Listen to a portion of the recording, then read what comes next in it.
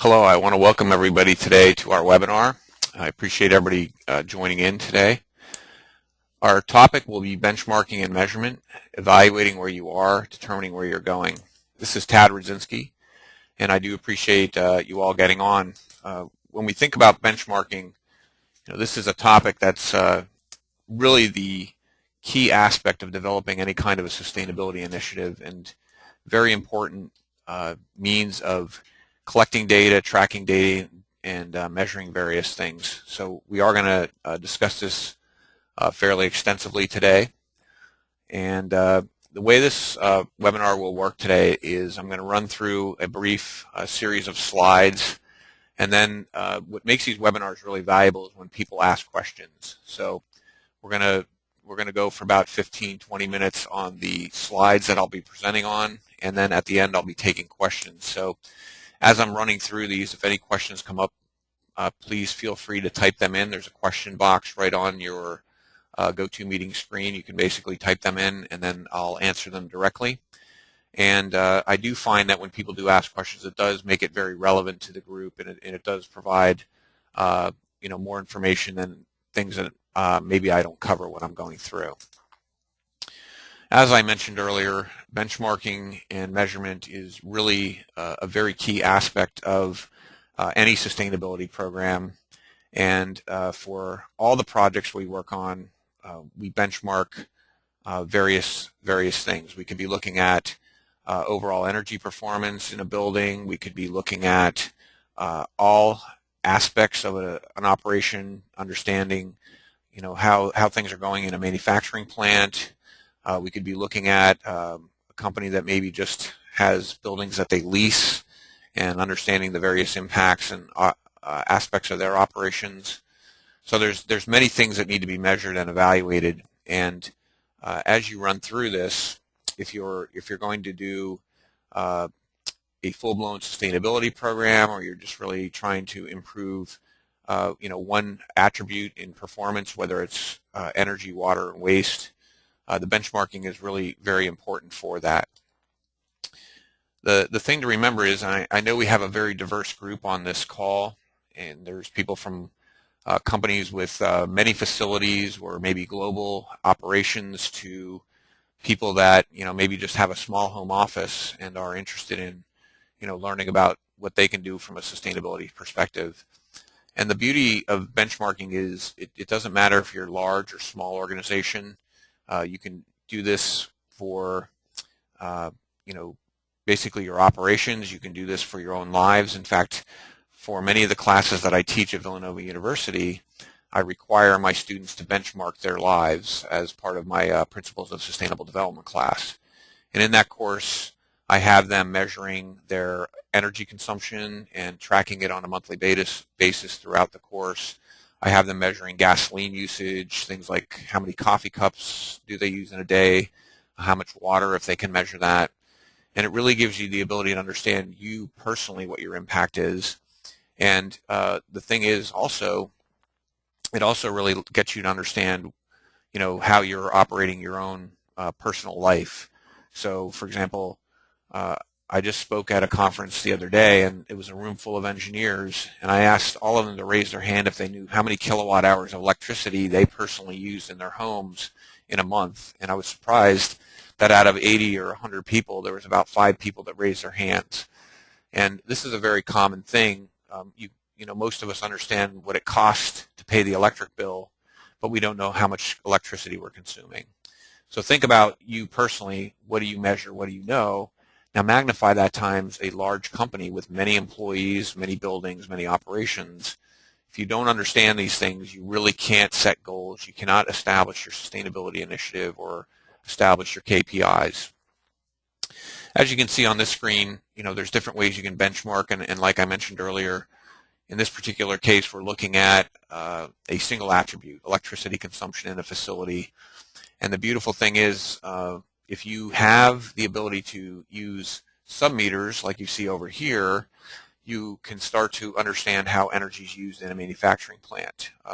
Most of us don't have this ability in our own homes. We probably don't really realize what's using the most electricity, but in a manufacturing facility, it's even more complex. So the ability to create a pie chart like this is really powerful when you're doing a sustainability assessment or you're evaluating opportunities for performance improvement. So definitely keep that in mind. There's various things, various ways to benchmark, various things you can measure, and there's, you can dive into these things in great detail or, just on a big macro level. So the big question is, what should you benchmark? And I will say that for any corporate responsibility or sustainability program, it's imperative to measure the things that are important to the sustainability of either you, your organization, your company, whatever you're working in. And some of the easy things to measure are going to be energy consumption and cost, carbon footprint, water consumption and cost. And the reason I say these are easy is because most of us pay a bill, or our companies pay a bill, or multiple bills if it's multiple facilities. And once you have the utility data, you can easily understand how much electricity you're using and what the cost is, or how much natural gas, or how much fuel oil. Same thing with water. That's usually fairly easy to measure because maybe quarterly the company will be getting a water bill. So once you have that data, it's really easy to put that into various metrics and evaluate things. And I'm going to, as soon as I finish this slide, I'm going to roll into a series of examples of benchmarking to show you how you can do this. It's really also important to look at not only environmental attributes, but you really want to look at various social aspects. And some things that you can measure there are employee safety, training, different things like that, social responsibility. Are you doing volunteer hours? Are you donating food, donating money, donating time to different organizations? Are you involved in philanthropy? Different things like that can be measured as part of what you benchmark. And again, remember, it's important to measure what's important to the materiality or to the key aspects of your organization. And it's also important to establish your benchmarks around something that's important to your company. So if you're a manufacturer, you might be wanting to benchmark to production. And that could be in tons of product or number of widgets or square feet of material or product. If you're a company that's just maybe a service industry and you're very interested in understanding your impacts, you could basically benchmark to maybe square feet of building space or number of people. And in the upcoming slides, I'll show you an example of that. The other thing you can also do is you can definitely do benchmarking not along the area of just consumption and waste or impact or activity, but you can also do it around cost. And the first graphic I'm going to show is an example of two different facilities that manufacture something. And you can see here, once you collect data and you have established your benchmark, typically you're going to establish a benchmark year that you want to measure against. And oftentimes if you're just starting out with your sustainability program, you might select the current year, or you might choose, if your sustainability goals have been established and you're running with them, maybe you're working off of 2010 or 2011 with some 2015 goals.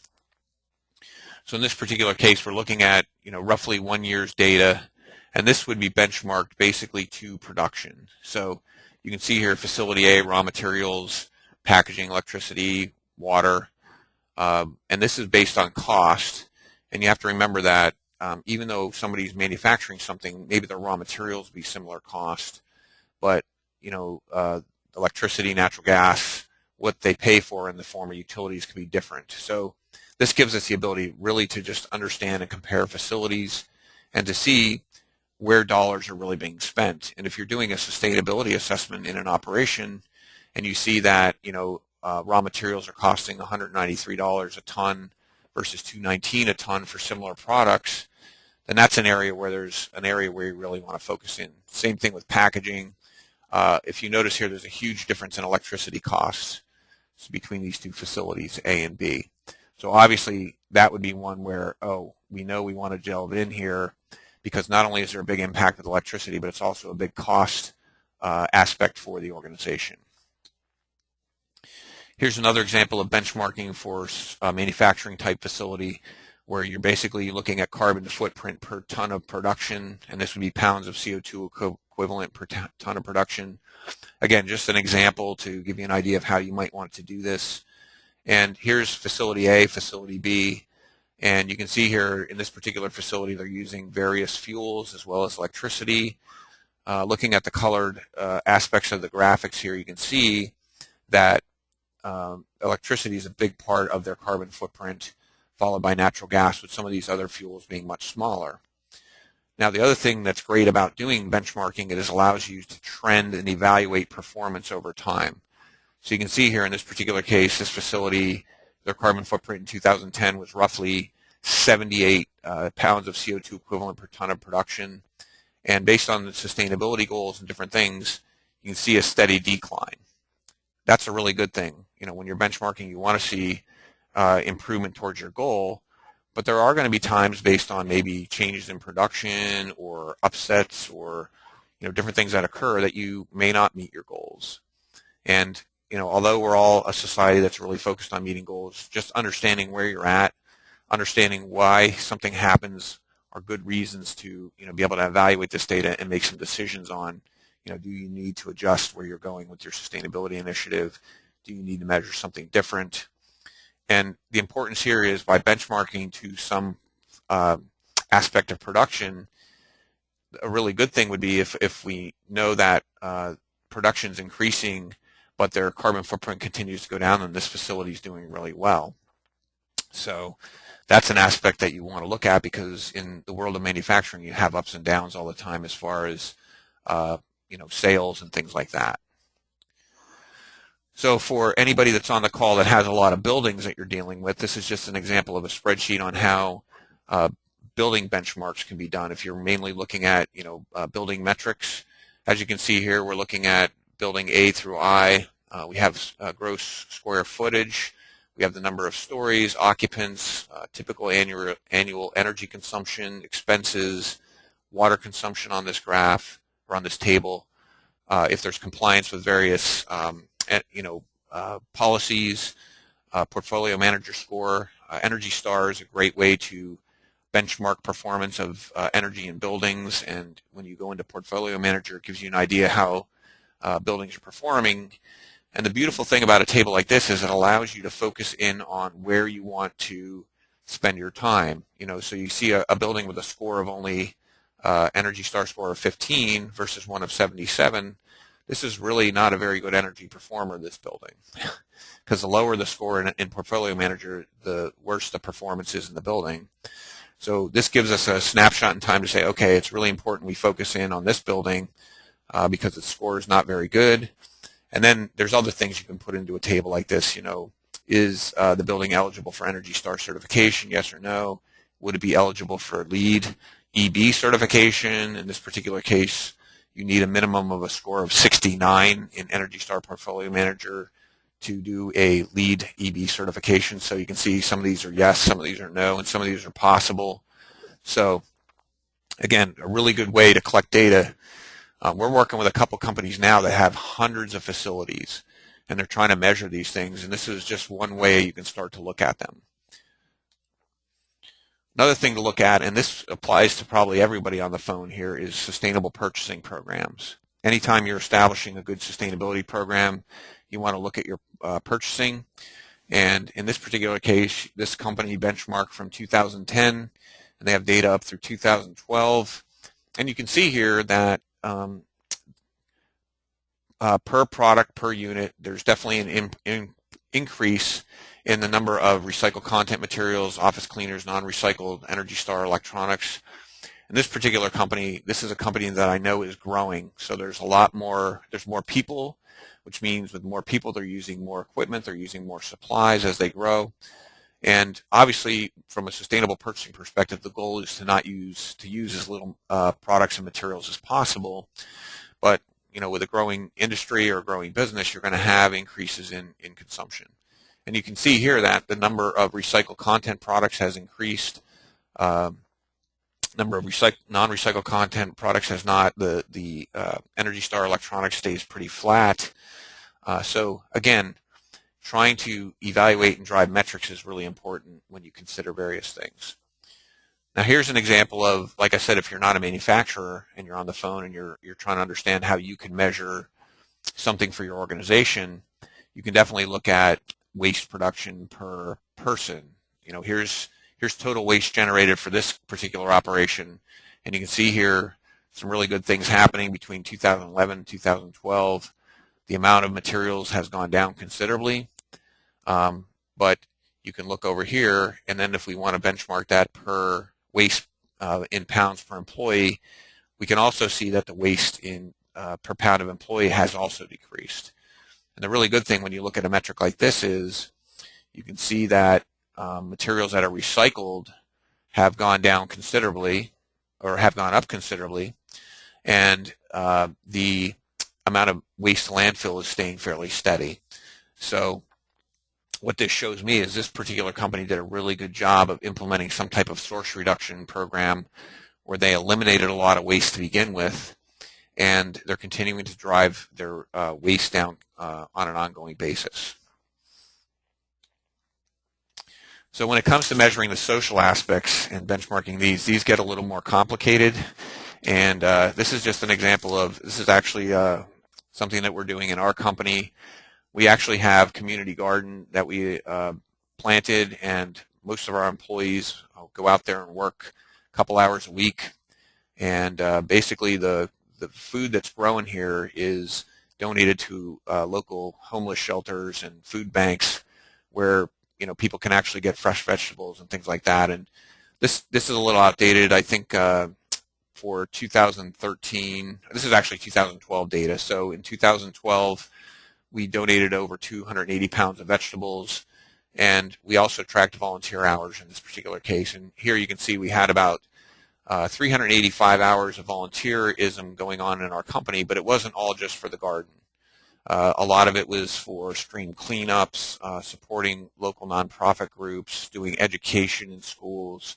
There were a lot of other things that were measured here.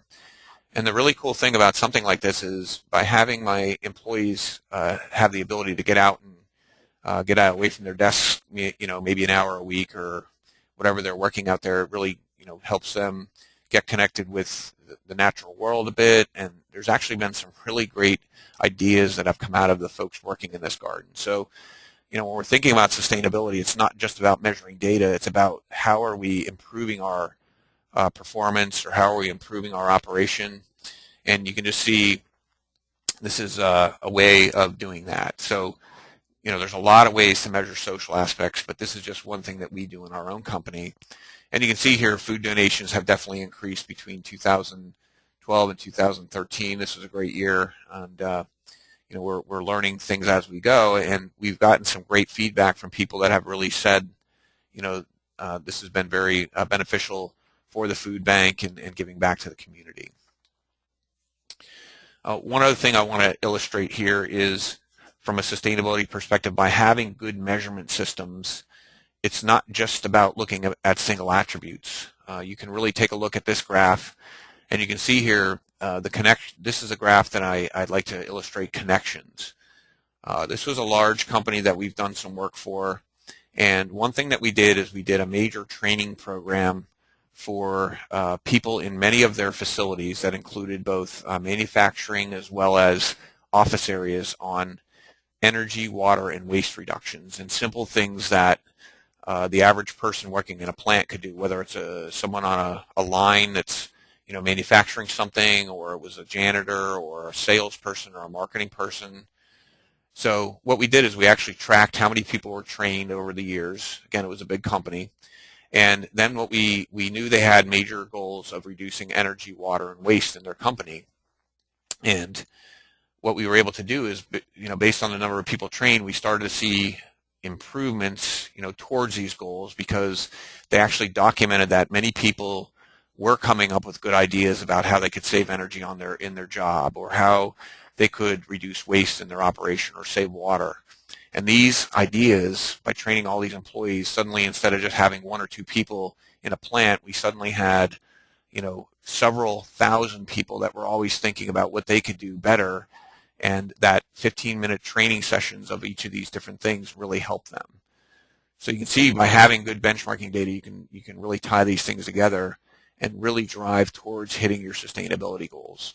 So keep that in mind, that these things are all connected and they really provide a lot of value. So when we're thinking about sustainable operations, first step, benchmark. Once you have understanding where you're at, so usually you're going to be measuring data based on where you are at a certain time period, whether at a snapshot in time for the previous year. For example, if you're just starting a program, you might look back at 2013 and look at all the attributes you're going to measure and establish that. Then you're going to set goals, maybe develop a facility green team, or train them on sustainability and really get things rolling. And based on your benchmarking data, then you can say, okay, we know we're using X kilowatt hours of electricity. Let's set a goal of reducing that by 5%. We know that our employees are out there doing volunteer work. Last year they did 100 hours. Let's have a goal of 150. You can set goals like that. Then you develop your plan on how you're going to move forward and meet these goals. And a lot of planning comes from doing sustainability assessments, evaluating the operation, looking at the data, coming up with good plans on things you can do to hit your goals, and then really holding people accountable. Once goals are established, make it a hard line. And for those of you that are on this call, ultimately what we're doing is giving you enough information here to help you get started on your benchmarking systems, your sustainability assessments, and different things like that. And ultimately, we're going to be having this webinar in May, or actually this seminar in May. And for those of you that are following along with this, you could start doing all these things we're talking about. And when you come in May to the seminar, you'll be ready to hit the ground running, that we can actually help develop your sustainability program with you in that workshop. So keep that in mind. That's part of the goal of doing these. So again, holding accountable, making sure you got a plan and you're going to work it, are very important aspects to do. So with that, we're going to take questions, and it looks like we've got quite a few questions coming in here. So I'll start to address these. All right, so here we have a question that says, I have many buildings served by one gas meter, one water meter, and several electric meters. How do I benchmark my buildings which are not separately metered? Well, that's a really great question, and that's a common issue. First thing I would look at doing there is trying to sub-meter those buildings, because you're basically working off the utility data.